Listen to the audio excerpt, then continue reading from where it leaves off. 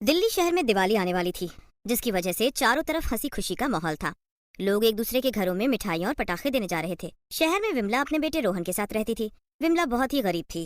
एक दिन रोहन विमला से बोलता है, माँ, सबके घर में खुशियाँ हैं, चारों तरफ रोशनी ही रोशनी है। मेरे सारे स्कूल के दोस्तों के यहाँ पर कोई ना कोई गिफ्ट देने आता है, लेकिन हमारे यहाँ कोई नहीं आता।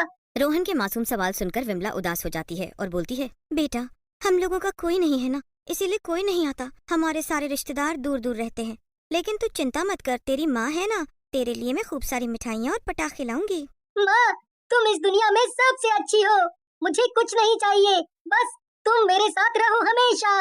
फिर रोहन अपने दोस्तों के साथ खेलने चला जाता है और विमला भी लोगों के घर काम करने चली जाती है। विमला भीमा सेठ के घर पर चूल्हा चौका किया करती थी। विमला भीमा से कहती है, भीमा सेठ, इस बार दिवाली है, कुछ पैसे ज्यादा मिल जाते तो अच्छा रहता। मेरे बेटे को इस बार मैं अच्छा सा दिवाली का तोहफा देना चाहती हूँ। विमला की बात सुनकर भीमा हंसने लगता है और बोलता है, अरे बिमला, तुम जैसों की भी कोई दिवाली होती है क्या? अरे मीठे चावल बना कर खिला देना अपने बेटे को, खुश हो जाएगा। तभी भीमा का बेटा नकुल वहाँ आ जाता है। नकुल बहुत ही बिगड़ैल और रंगीन स्वभाव का था। विमला को देखकर बोलता है, अरे पिताजी, इस बुढ़िया को काम पर रखा है आपने। अरे लोग आजकल नौकरानियाँ भी इतनी सुंदर रखते हैं। चलो, आपकी मर्जी, लाओ मुझे कुछ पैसे दे दो, मुझे दोस्तों के साथ घूमने जाना है। नकुल की बात सुनकर भीमा हंसने लगता है और नकुल को 5,000 रुपए निकाल कर दे देता है। विमला बेचारी आंखों में आंसू भरकर देखती रह जाती है और वहाँ से चली जाती है। 2 दिन बाद जब वो काम पर जाती है, नकुल गुस्से में उसकी ओर इशारा करके बोलता है, पिताजी, आ गई आपकी लाडली नौकरानी। अब इसी से पूछिए मेरे पैसे कहाँ गए, हो ना हो इसी ने चुराए हैं। च, च, च, चोरी? अरे आप ये कैसी बातें कर रहे हैं मालिक? और नकुल बेटा, मैं तो तेरी माँ जैसी हूँ, मैं भला क्यों चोरी करूँगी? वाह, देखो तो कैसे अनजान बन रही है।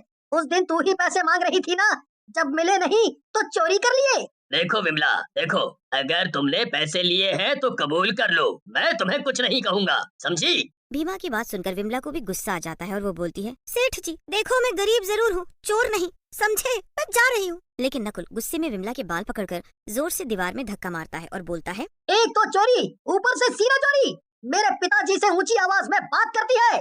विमला दीवार से जैसे ही टकराती है, उसकी जान निकल जाती है और वो मर जाती है। उधर भीमा का दोस्त रहीम भी वहाँ आ जाता है और सब अपनी आंखों से देख लेता है। अरे नकुल बेटा, ये क्या किया तुमने? इसको क्यों मार डाला? अगर पुलिस आ गई तो वो तुम्हें पकड़ कर ले जाएगी। नहीं नहीं पिताजी, मुझे बचा लो, मैंने जानबूझकर कुछ नहीं किया, मुझसे गलती हो गई। तभी वहाँ एक पुलिस वाला जिसका नाम राजू होता है आ जाता है और लाश को देखकर बोलता है, इस घर से बहुत आवाजें आ रही थी और मेरा शक भी सही निकला। तुम लोगों ने एक औरत को मार डाला। तुम सब लोग अंदर जाओगे। अरे राजू सर जी, तुम्हें क्या मिलेगा हमें पकड़कर? हाँ, यदि तुम चाहो तो मैं तुम्हें ना पकड़ने की फीस जरूर दे सकता हूँ। ऐसा कहकर भीमा अपनी जेब से नोटों की गड्डियाँ निकालकर राजू के आगे रख देता है, जिसे देखकर राजू बोलता है, अरे सेठ, इतने पैसे में तो तुम पूरे शहर का भी कत्ल कर दोगे तो मेरी आंखें बंद रहेंगी। ऐसा कहकर राजू वहाँ से चला जाता है। भीमा, नकुल और रहीम मिलकर विमला की लाश को अपने घर के पीछे बगीचे में गाड़ देते हैं। उधर रोहन विमला का इंतजार करता है। आज पता नहीं माँ को क्या हो गया, माँ इतनी देर तो कहीं भी नहीं रुकती, ना जाने कहाँ रह गई। मालिक, माँ आज पूरी रात घर नहीं आई, ना जाने कहाँ है वो। आपको पता है क्या, वो आपके पास ही काम करती थी केवल। मुझे क्या पता तेरी माँ कहाँ है भाई? मेरे यहाँ से तो टाइम से चली गई थी। तू एक काम कर, कहीं और देख, शायद कहीं और हो। लेकिन सेठ जी, वो तो आपके ही घर काम करती थी, उसने मुझे बताया था। तभी नकुल वहाँ आ जाता है। वो नशे में होता है और बोलता है, एक तो ये भिखारियों को ना जाने पिताजी क्यों मुंह लगा लेते हैं। अरे पिल्ले, तुझे बोला ना वो नहीं है, चल फुट यहाँ से। ऐसा कहकर नकुल रोहन को घर से उठाकर बाहर फेंक देता है और रोहन के सर पर चोट लग जाती है। रोहन रोता हुआ सड़क के किनारे बैठ जाता है। रोहन का रोना सुनकर विमला की आत्मा कब्र से बाहर आ जाती है और एक चुड़ैल में बदल जाती है। चुड़ैल रोहन के पास जाती है, लेकिन अदृश्य होने के कारण रोहन उसे देख नहीं पाता। मेरे बेटे को मैंने जीते जी कभी रोने नहीं दिया, लेकिन इन दुष्टों के कारण वो रो रहा है। मैं इन दुष्टों को ऐसा दंड दूंगी कि पूरी दुनिया इसे याद रखेगी। ऐसा कहकर चुड़ैल रोहन के सामने आ जाती है और रोहन के सर पर हाथ फेरती है। माँ के हाथों का स्पर्श पाकर रोहन उठ जाता है। माँ, तुम आ गई। माँ, तुम कहाँ थी? तुम्हें पता है ना, मैं तुम्हारे बिना नहीं रह सकता, लेकिन तुम ऐसी क्यों दिख रही हो? रोहन की बात सुनकर चुड़ैल रोते हुए बोलती है, तुझे मेरे बिना जीने की आदत डालनी होगी बेटा। ये दुनिया इतनी अच्छी नहीं है, इसने तेरे से तेरी माँ छीन ली। मेरी जान ले ली। ऐसा कहकर चुड़ैल रोहन को सारी बात बताती है, जिसे सुनने के बाद रोहन बोलता है, तुम चिंता मत करो माँ, मैं उन दुष्टों की जान ले लूंगा। मुझे एक बार बड़ा हो जाने दो, मैं इस पूरी दुनिया को आग लगा दूंगा जिसने मुझसे मेरी माँ को छीना है। रोहन और चुड़ैल बातें कर रहे होते हैं कि तभी वहाँ पर एक बाबा आते हैं। चुड़ैल और रोहन उन्हें देखते ही रह जाते हैं।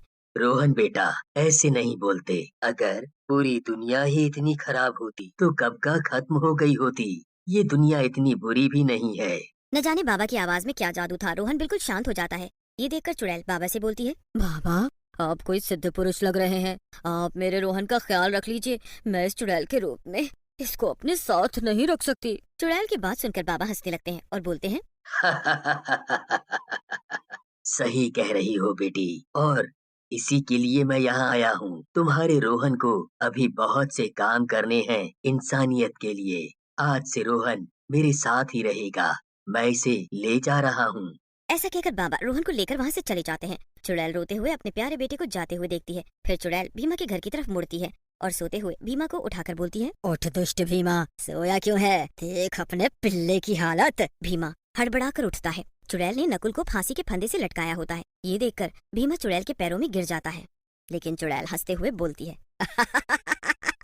तुमसे तो गलती हो ही नहीं सकती, क्योंकि तुम अमीर आदमी हो ना। लेकिन आज मैं देखना चाहती हूँ तुम्हारी दौलत क्या तुम्हारे बेटे को बचा सकती है।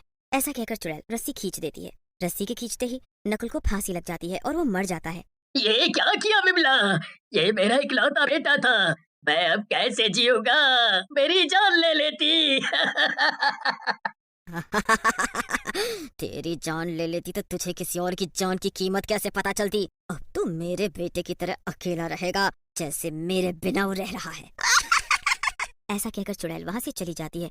लेकिन चुड़ैल के जाते ही भीमा के शरीर में लकवा लग जाता है और उसका आधा शरीर काम करना बंद कर देता है। बाबा ये देखकर हंसने लगते हैं और रोहन से बोलते हैं, बेटा, तुम्हारी माँ ने अपना बदला ले लिया और भगवान के पास चली गई, और अब तुम भी उनके सपनों को पूरा करो।